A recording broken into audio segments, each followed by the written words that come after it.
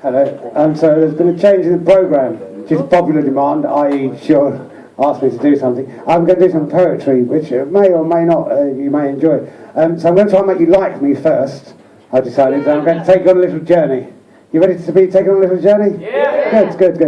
Because I'm trying to rhyme the passage of time and tell you the journey of Miss McInerney, how after a while, in a trip down the aisle, she became Mrs. Chamberlain. I'll begin as I do in the beginning, when boys turn to girls and men turn to women. Strange desires well up inside, and they are not scared of the word bride.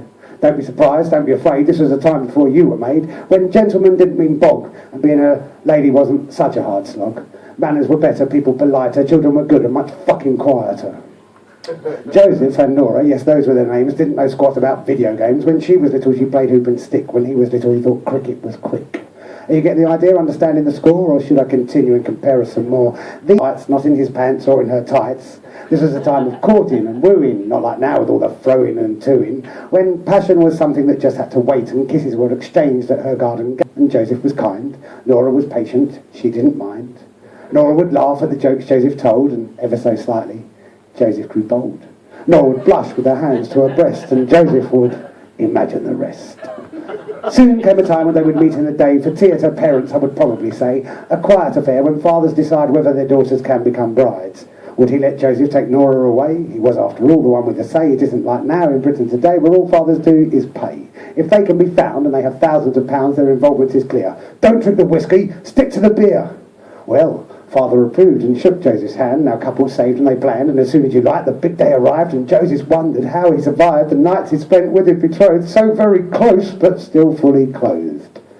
Nora felt it as well, but by her demeanour you couldn't tell. Her mother, who loved her, had said that it hurt, so Nora had good reason to keep being curt. But Joseph was gentle, and Joseph was kind. And when Nora looked in his eyes, she would find love and affection, a sense of protection, a warmth from within. She knew what they had wasn't a sin, so she held Joseph close with a big Cheshire grin. The church was full. The priest at his altar. Joseph prayed that he wouldn't falter.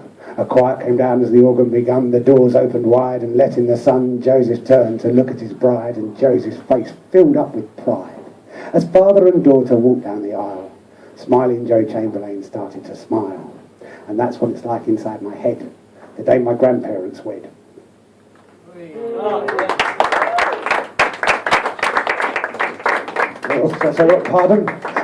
Pardon this intrusion in your mind, but it's confusing, and I find that if I talk to you, you don't mind. The confusion is this.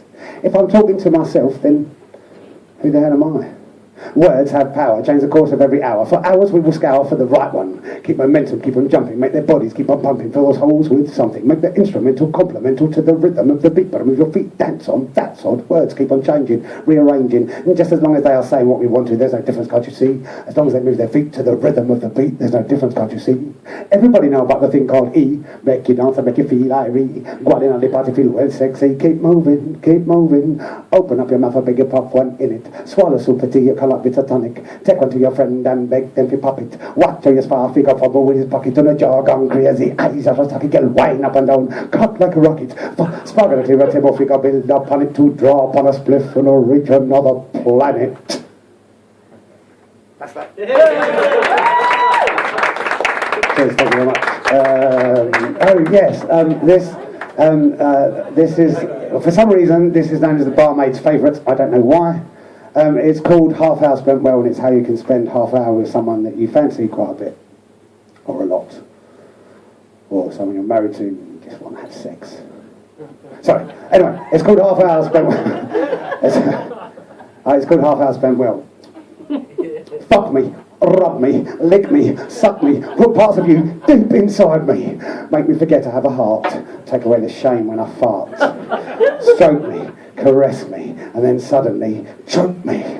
Make me forget what happened at the start. Cover me, smother me, swallow me whole. Put parts of me inside your every hole. Gently lick me, violently flick me. Make my orgasm your goal. Tell me what I should do. Make me do that thing to you. Tell me what you're really into till I don't know who's in who. And do it till I can take no more. Treat me like a dirty whore. Ignore me when I say I'm sore. Bite me till I'm bruised and battered. Keep doing it to me when I'm shattered. Don't treat me like a treasure, but find another way to pleasure yourself at my expense. If I relax, make me tense. Crawl underneath and use your teeth. Don't wait for me, dominate me. Do that from above.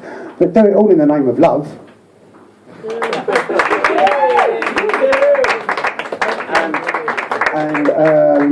So, because it's a musical night, I should end on a musical, on a song. And the way this song came about is that a woman called Janet Elliott wrote a book called Spokes, and it's the stories that she's been told, written down, she's been told them by the Gypsies and the Romanies. And shortly after, so the way I got to it was I was reading a book with my girlfriend, and it was my page, and the song was on the page, and I went, oh, this is your page. She said, no, this is your page.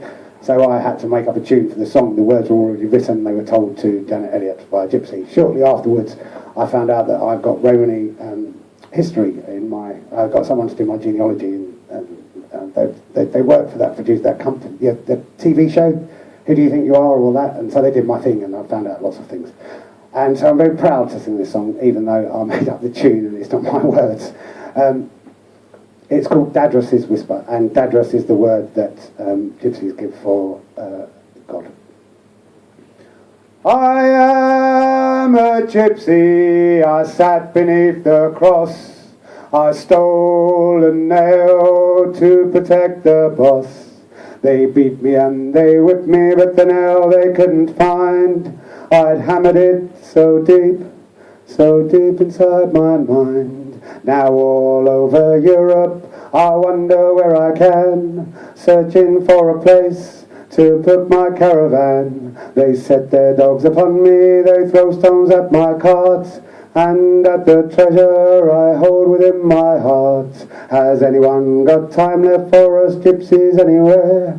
With the jugglers at the circus, with the hawkers at the fair. They'll listen to the music, they'll stop to see the show, but when the dancing's over, it's all clear off, time to go. For we who are the Roma, we're the children of the cross. For he who hung upon it, yes, he is one of us. I heard him whisper gently as they burnt me with the dew. Forgive them, Dadros, everyone, they know not what they do. And in that far hereafter, unless they've changed their ways, they'll find that our sweet Father, our dear old King of Days, will let us park our vitals just like in days of old, while those who spurned his dearest folk are left out in the cold.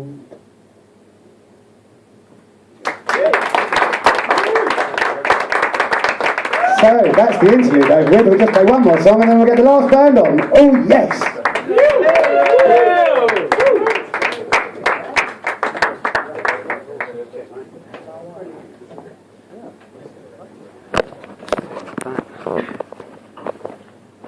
Play the music, maestro. Come on, you know, one thing to do.